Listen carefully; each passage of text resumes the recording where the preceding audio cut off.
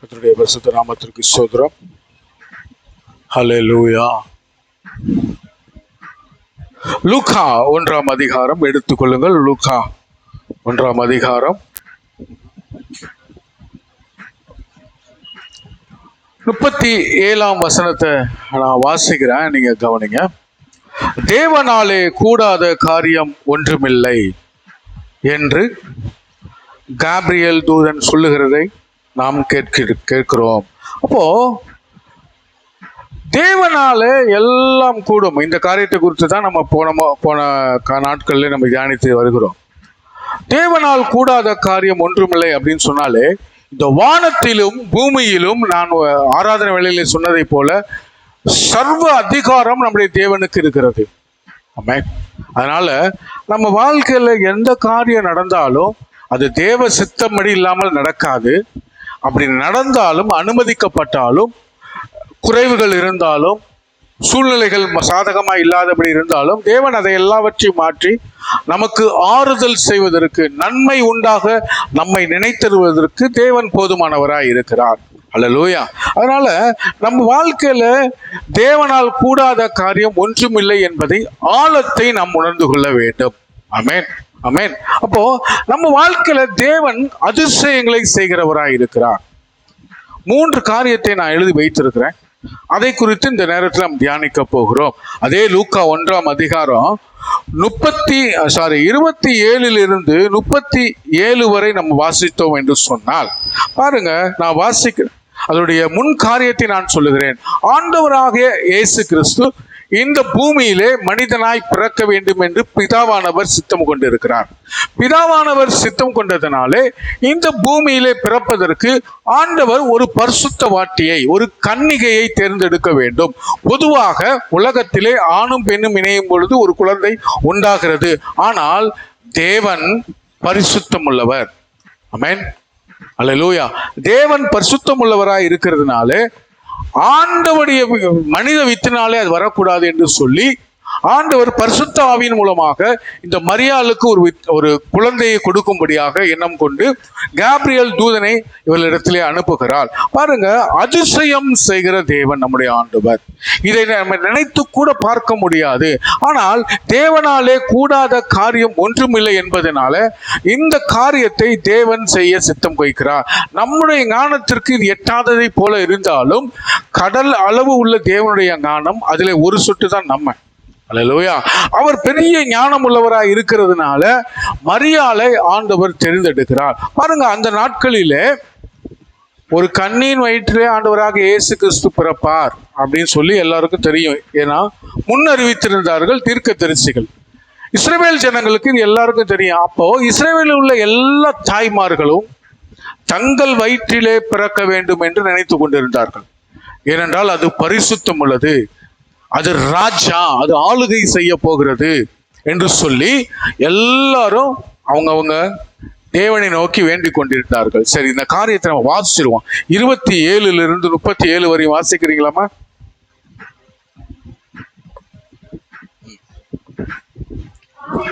ம் ம் ம்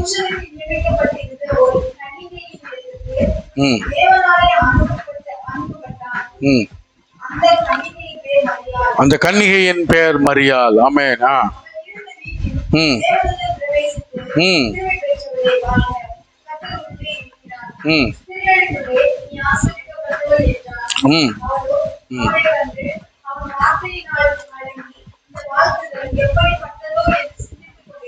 ம்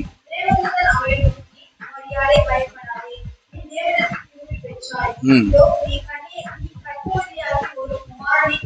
நீ கர்ப்பவதியாகி ஒரு குமாரனை பெறுவாள். இந்த சூழ்நிலையை பார்த்தோம் அப்படின்னு சொன்னா, அவளுக்கு திருமணமாகவில்லை, ஆனால் நிச்சயிக்கப்பட்டிருந்தாள். யோசேப்பு என்ற ஒரு மணமகனுக்கு, ஒரு புருஷனுக்கு இவர் நியமிக்கப்பட்டிருக்கிறார். அப்பொழுதுதான் இந்த காபிரியல் தூதன் வந்து சொல்லுகிறார், உனக்கு ஒரு குழந்தை பிறக்கும் என்று சொல்லி. வாசிமா. அவர் பெரியவராய் இருப்பார். ம் ம் ம் தாவீதின் சிங்காசனத்தை அவருக்கு கொடுப்பார். அவர் யாக்கோபின் குடும்பத்தாரை என்றென்றைக்கும் அரசாளுவார்.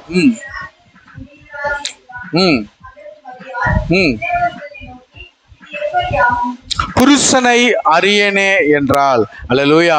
அடுத்து வாசுமா.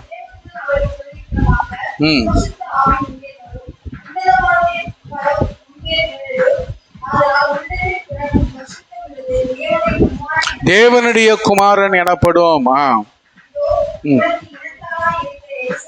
எலிசபெத்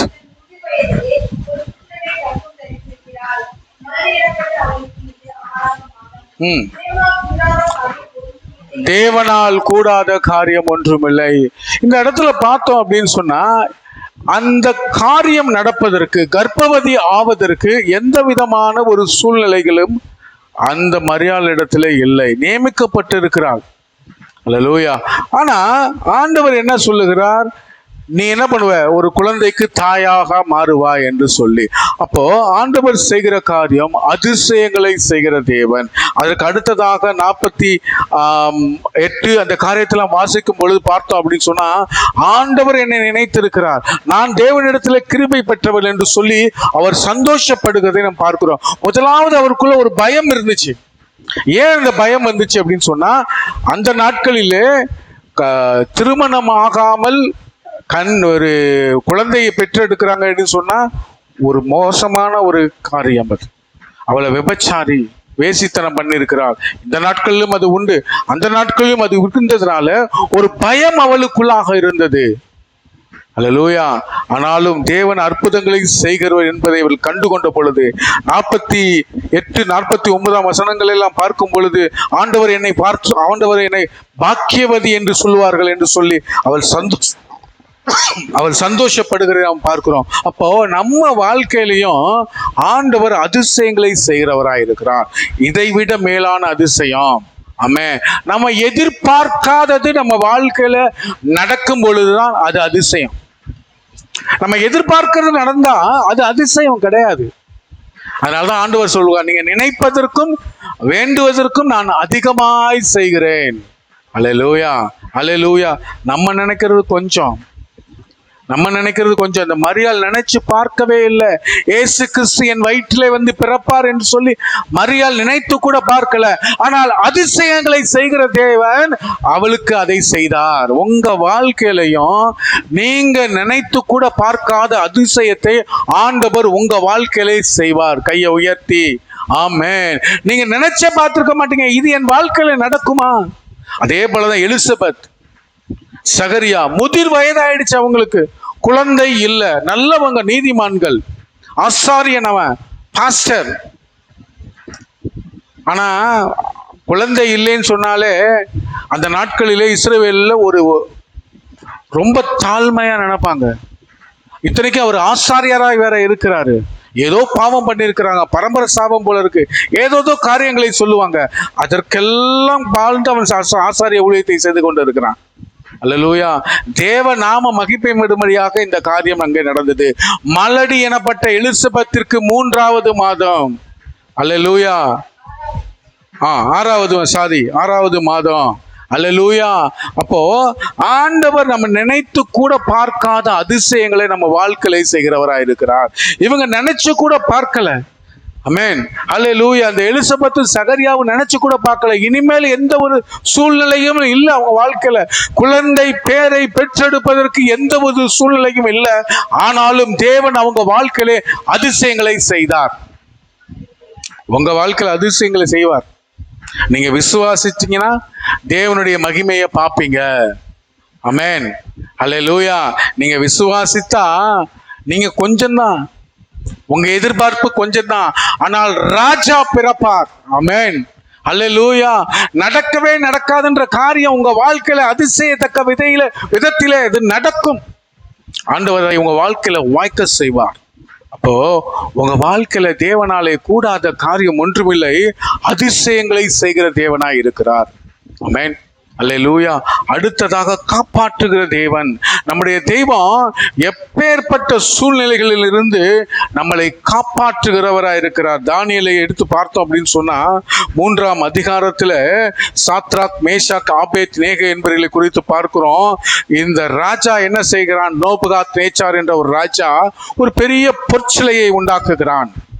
இவர்கள் தேவனை நம்புகிறவர்கள், சிலை வடிவத்தை இவர்கள் வெறுக்கிறவர்கள். இவங்களை என்ன சொல்றாரு ராஜா? எல்லாரும் இந்த தெய்வத்தை, இதுதான் தெய்வம், இதை வணங்கணும் அப்படின்னு சொல்றாங்க. ஆனால் இவங்க என்ன பண்ணல? வணங்கவில்லை. இதை போட்டு கொடுத்துட்றாங்க. போட்டு கொடுக்கறதுக்கு நம்ம ஆட்கள் நிறைய ஆட்கள் இருப்பாங்க. அல்லேலூயா. அதே மாதிரி இவர் வணங்கலை, இவங்க 3 பேரும் வணங்கலை அப்படின்னு சொல்லி ராஜாட்ட போட்டு கொடுத்தவொடனே ராஜா என்ன செய்யறா? அவர்களை அழைத்து சிலைக்கு முன்பாக நிறுத்தி, மியூசிக் வாசிக்கும் பொழுது நீங்க விழுந்து பணிந்து கொள்ளணும் அப்படின்னு சொல்றாரு. வாசிங்க. தானியேல் 3ஆம் அதிகாரம் 17-18. நாங்கள் ஆராதிக்கிற எங்கள் தேவன் எங்களை தப்புவிக்க வல்லவராயிருக்கிறார். எரிகிற அக்கினிக்கும் உம்முடைய ராஜாவாகிய உம்முடைய கைக்கும் நீங்களாக்கி விடுவிப்பார். போதும் போதும். பாருங்க, உங்களை அக்கினி சூளையிலே போட்டு விடுவேன் என் கண்களுக்கு முன்பாக. இவங்க 3 பேர் தான் இருக்கிறாங்க. முன்னாடியாவது ஜனக்கூட்டங்களா இருந்தாங்க, இவங்களை வணங்காம இருந்தாங்க. ஆனா இப்ப சூழ்நிலை எப்படி இருக்குது? ராஜா மாத்திரம் நிற்கிறாரு, சுத்தி அவங்க பிரதானிகள் இருக்கிறாங்க. இவங்க 3 பேரையும் மாத்திரம் தான் ராஜா சொல்லுகிறார், நீங்கள் பணிந்து கொள்ளணும், இல்லைன்னா என்ன பண்ணிடுவான்? சூளையில போட்டுருவான். எரிகிற அக்கினி சூளை, நீங்கள் எரிந்து நாசமா போயிடுவீங்க அப்படின்னு சொல்றாங்க. ஆனா இவங்க சொல்றாங்க பாருங்க, எங்கள் தேவன் எங்களை தப்புவிப்பார். அல்லேலூயா. இவர்களுக்குள் இருந்த பெரிய விசுவாசம் இவங்களை ரட்சிக்கும் என்கிற விசுவாசம் இவர்களுக்குள்ளாக இருந்தது. அல்லேலூயா. அந்த விசுவாசம் நமக்குள்ளாக இருக்கும் பொழுது உங்களையும் என்னையும் ஆண்டவர் காப்பாற்றுவதற்கு போதுமானவர். இயற்கைக்கு அப்பாற்பட்ட விதத்திலே தேவன் நம்மை காப்பாற்றுவதற்கு போதுமானவராய் இருக்கிறார். அல்லேலூயா. சும்மா சாதாரணமான காரியத்திலலாம் ஆண்டவர் செய்யறது இல்லைங்க. சாதாரணமான காரியம் அனுதினமும் நமக்கு நடந்துகிட்டே இருக்கும். அதை நீங்க உணர்ந்திருக்கீங்களா இல்லையான்னு எனக்கு தெரியல. அனுதினமும் நம்ம வாழ்க்கையில தேவன் அற்புதங்களை செய்து கொண்டே தான் இருக்கிறார். அல்லேலூயா, அல்லேலூயா. சின்ன சின்ன காரியங்கள் நடந்து கொண்டே தான் இருக்கிறது நம்ம வாழ்க்கையில, அதை நம்ம உணர்வோம். ஆனா தேவன் செய்கிற பெரிய அதிசயங்கள், அற்புதங்கள் பார்த்தீங்க அப்படின்னு சொன்னா, எரிகிற அக்கினி சூளைக்கும் நம்மை காப்பாற்றுகிற தேவனா இருக்கிறார். இயற்கைக்கு அப்பாற்பட்ட விதத்திலே தேவன் நம்மை காப்பாற்றுகிறார். எப்பொழுது பாருங்க, அடுத்து ஒரு வசனம் இருக்குது, 18 வாசிங்கம்மா. விடுவிக்காமற் போனாலும் நாங்கள் உம்முடைய தேவர்களுக்கு ஆராதனை செய்வதும் இல்லை, நீர் நிறுத்தின பொற்சிலையை பணிந்து கொள்வதும் இல்லை என்கிறது ராஜாவாகி உமக்கு தெரிந்திருக்க கடவுது என்றார்கள். அல்லேலூயா. நீங்க போடுங்க, எங்களை தேவன் காப்பாற்றினாலும் பரவாயில்ல. நம்ம அப்படி சொல்லுவோமா? கொஞ்சம் நினைச்சு பாருங்க. தேவனே எங்களை எப்படியாவது காப்பாற்றி ஆண்டவரே, நாங்கள் உண்மையே நம்பி இருக்கிறோம். இந்த விசுவாச பெருக்கம் நமக்கு வேணாம். மறித்தாலும் தேவனுக்காக மறிக்க ஆண்டவர் விட்டுருவாரா? கைவிட்டுருவாரா? பாருங்க, தூக்கி போட்டிருக்காங்க. 7 மடங்கு சூளை அதிகப்படுத்திட்டார் ராஜா. ஏன்னா கோவம் வந்துருச்சு. இந்த வார்த்தையை சொன்னோன்னு கோவம் வந்துருச்சு ராஜாவிற்கு. 7 மடங்கு அதிகமாக்குங்க சூளைய. இன்னும் அதிகமா விறகு கட்டைகளை போடுங்க, நெருப்பை கொளுத்துங்க, நல்லா எரியட்டும். போட்ட உடனே செத்து போயிடணும். கொண்டு போய் போடுறதுக்கு ஆட்கள் தூக்கிட்டு போறாங்க. 3 பேரையும் தூக்கிட்டு போனவங்க பக்கத்துல போனவனா அவங்களாம் எரிஞ்சு போயிட்டாங்க. அல்லேலூயா. யாரு? தூக்கிட்டு போனவங்க எரிச்சு போயிட்டாங்க. தூக்கி உள்ள போட்ட அவங்க என்ன பண்றாங்க? நல்லா இருக்கிறாங்க, உலாவி கொண்டு இருக்கிறாங்க. ராஜா பார்க்கிறாரு அதை. அவர்கள் உள்ள உலாவுகிறதை, தேவனும் அவரோடு கூட உலாவுவத இந்த ராஜா பார்க்கிறாரு. அப்போ உங்க வாழ்க்கையிலையும் உங்களை காப்பாற்றுகிற தேவன் உங்களோடு கூட தான் இருக்கிறாரு. அவர் உங்களோடு கூட தான் உலாவி கொண்டு இருக்கிறாரு. அவர் உங்களோடு கூட தான் நடந்து கொண்டு இருக்கிறாரு. அதனால எதை குறித்தும் பயப்பட வேண்டிய தேவை இல்லை. தேவன் நம்மோடு கூட தான் இருக்கிறார். எந்த அக்கினி சூளையில போட்டாலும் சரி, எந்த பிரச்சனை வந்தாலும் சரி, தேவன் நம்மோடு கூட இருப்பதனால நமக்கு ஒரு நல்ல பாதுகாப்பு உண்டாயிருக்கும். தேவன் நம்மை காப்பாற்றுவார். அவர்களை வெளியே எடுத்து பார்க்கும் பொழுது எப்படி தூக்கிட்டு போனவங்க எரிஞ்சாங்களோ இவங்க மேல அப்படி ஒரு எந்த விதமான ஒரு வாசனையும் இல்லை. ஒரு சின்ன முடி கூட கருகல, சட்டையில அந்த வாடை கூட இல்லை. எப்பேற்பட்ட அதிசயம்! இப்படிதான் தேவன் உங்க வாழ்க்கையில் அற்புதங்களை செய்து உங்களை காப்பாற்றுவார். அல்லேலூயா. தேவனை முழுவதுமாய் நம்பும் பொழுது, தேவனை முழுவதுமாய் விசுவாசிக்கும் பொழுது, தேவன் உங்க வாழ்க்கையில பெரிய அதிசயங்களை அற்புதங்களை செய்து தேவன் தம்மாலே கூடாத காரியம் ஒன்றுமில்லை என்பதை உங்க வாழ்க்கையில நிரூபிப்பார். ஆமென். அல்லேலூயா. தேவனுக்காக பக்தி வைராக்கியம் பாராட்டினவர்கள். இது அதோட மாத்திரம் முடியல. அதே அதிகாரம், தானியேல் 3ஆம் அதிகாரம் 29 வாசித்தோம் என்று சொன்னால், ஆதலால் சாத்ராக், மேஷாக், ஆபேத் நேகோ என்பவருடைய தேவனுக்கு விரோதமாக தூசணை வார்த்தையை சொல்லுகிற எந்த ஜனத்தாலும், எந்த ஜாதியானும், எந்த பாசைக்காரனும் துண்டித்து போடப்படுவான். இங்கதான் அவங்க சாட்சி. அவன் வீடு எருகலமாக்கப்படும் என்று என்னாலே தீர்மானிக்கப்படுகிறது. இவ்விதமாய் ரட்சிக்கத்தக்க வேறு தேவன் இல்லை என்றான். யாரு? ராஜா சொல்றாரு. நேபுகாத்நேச்சார் சொல்றாரு. இவங்களை பார்த்து சொல்றாரு, உங்களை பார்க்கிறவங்க தேவ நாமத்தை மகிமைப்படுத்துவாங்க. ஹல்லேலூயா. உங்க வாழ்க்கையில் நடக்கிற அதிசயங்களை பார்த்து, அற்புதங்களை பார்த்து, தேவன் உங்களை பாதுகாப்பதை பார்த்து அநேக ஜனங்களை தேவனை குறித்து பெரிய வார்த்தைகளை சொல்லி தேவனை மகிமைப்படுத்துவாங்க. உங்க நாமம் உயர்த்தப்படும். அல்லேலூயா, அல்லேலூயா. இவங்க பெரிய ஆளா அங்க மாறினாங்க. அந்த தேசத்தில் இவர்கள் அடிமைகளா வந்தவங்க தான். ஆனா தேவனை முன்னிறுத்தது நிமித்தம், தேவனை மகிமைப்படுத்தினது நிமித்தம், தேவனை நம்பினது நிமித்தம் இவங்க வாழ்க்கையில அற்புதங்களை ஆண்டவர் செய்தாரு, இவங்களை காப்பாற்றினாரு. அது மாத்திரம் நடக்கல, தேவ நாமம் அங்க மகிமைப்பட்டது. இவங்களை உயர்ந்த இடத்துல கொண்டு போய் வைக்கிறாங்க. அல்லேலூயா. அடிமைகளா தான் இருந்தாங்க, ஆனா உயர்ந்த இடத்துல கொண்டு போய் வைக்கிறாங்க. அல்லேலூயா. ஆமேன், ஆமேன். அதே தானியேல் அதிகாரத்திலே தானியேலை குறித்து சொல்லப்பட்டிருக்கும் பொழுது, ராஜா இதே சொப்பனத்தை தான் பார்க்கிறாரு. தூங்கிக்கிட்டு இருக்கும் பொழுது அது அர்த்தத்தை சொல்லணும் அப்படின்னு சொல்லி பெரிய ஞானிகள் கூட்டத்தை, அந்த பெரிய தேசத்துல ஞானிகள் கூட்டத்தை எல்லாம் கூட்டுறாரு. யாருக்கும் அதை விடுதலை சொல்ல முடியல. அவர் என்ன சொல்றாரு அப்படின்னு சொன்னா, நான் என்ன கண்டேன், சொப்பனத்தை கண்டேன், அதையும் சொல்லணும், அது அர்த்தத்தையும் சொல்லணும் அப்படின்னு சொல்றாரு. ராஜாவுக்கு பொழுது போலன்னு இந்த மாதிரி விளையாட்டுலாம் விளையாடுவாங்க போல இருக்கு. அல்லேலூயா, அல்லேலூயா. அர்த்தத்தை சொல்லுங்க, அது என்ன அது என்ன சொப்பனை கண்டேன்னு அதையும் சொல்லுங்க அப்படின்னு சொல்றாரு. இதெல்லாம் யாராலையும் சொல்ல முடியாது அப்படின்னு அந்த ஞானிகள் எல்லாம் சொல்றாங்க, அந்த தீர்க்கதரிசிகள் எல்லாம் சொல்றாங்க. எல்லாத்தையும் வெட்டி போடுங்கள் அப்படின்னு சொல்றாரு ராஜா. என்ன பண்ணுங்க? நம்மளுடைய ராஜ்யத்துல யார் யார் தீர்க்கதரிசிகள் ஞானிகள் சொல்லிட்டு எவமெல்லாம் சுத்திட்டு இருக்கானா எல்லாத்தையும் வெட்டி போடுங்க. எல்லாம் மடிய போறாங்க. இப்ப சூழ்நிலை எப்படி இருக்கு? சாதகமா இல்ல. அதுல தானியேலும் ஒருவனாய் இருக்கிறான். ஏனென்றால் அவனும் தீர்க்கதரிசி. அதனால அவனையும் வெட்டி போட தேடுறாங்க. அப்ப ராஜாட்ட போய் அவன் சொல்றான், எனக்கு கொஞ்சம் டைம் கொடுங்க, ஜெபிக்க கொஞ்சம் டைம் கொடுங்க. அல்லேலூயா. நம்ம வாழ்க்கையில பிரச்சனை உபத்திரம் வந்துச்சு அப்படின்னு சொன்னா நம்ம என்ன பண்ணணும்? ஜெபத்திற்கு நேராக நம்ம முகத்தை திருப்பணும். ஆமென், அல்லேலூயா. அப்பொழுது இந்த காரியங்களை ஆண்டவர் மாறுதலாய் முடிய பண்ணுவாரு. இங்க அப்படிதான் நடந்துச்சு. ஆண்டவர் வெளிப்படுத்துகிறார்.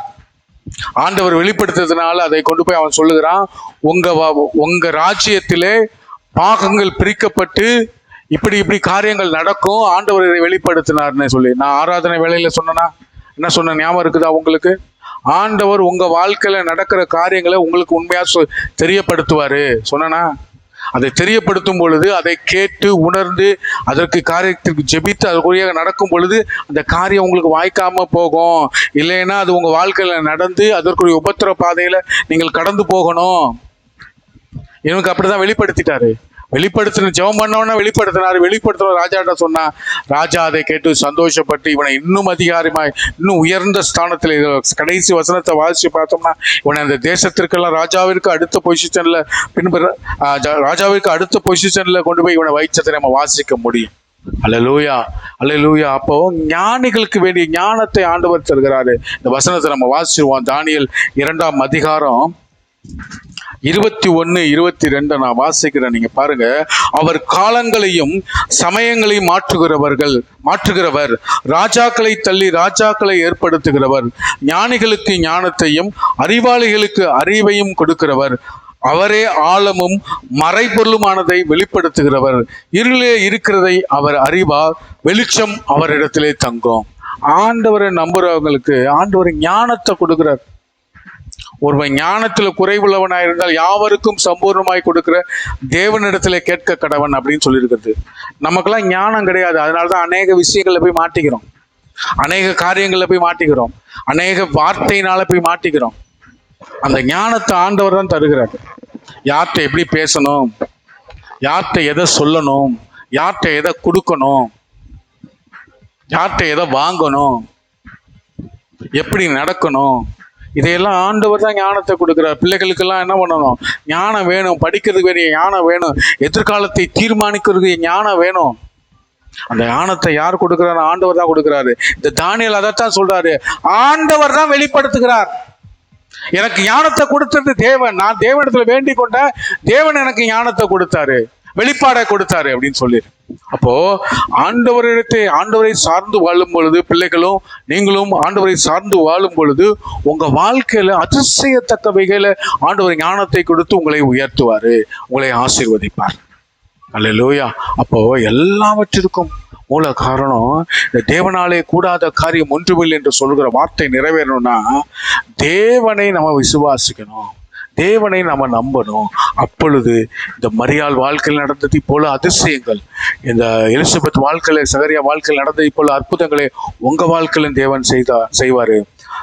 காப்பாற்றுகிற தேவன், சத்ராக் மேஷாக் ஆபத்தினங்களை காப்பாற்றுகிற தேவன், உயர்த்தி வைக்கிற தேவன், ஞானத்தை கொடுத்து உயர்த்தி வைக்கிற தேவன், தானியேல் வாழ்க்கையில செய்த அதே தேவன் உங்க வாழ்க்கையிலும் அதை செய்து உங்களை உயர்த்தி வைக்கிறவரா இருக்கு. உங்க பிள்ளைகள் வாழ்க்கையில, உங்க வாழ்க்கையில தேவன் நல்ல ஞானத்தை கொடுத்து உங்களை உயர்த்தி வைக்கிறார். சொல்லப்பட்ட வார்த்தையை அப்படியே நீங்க தியானித்து அதை உங்களுக்குள்ளாக கொண்டு வாங்க.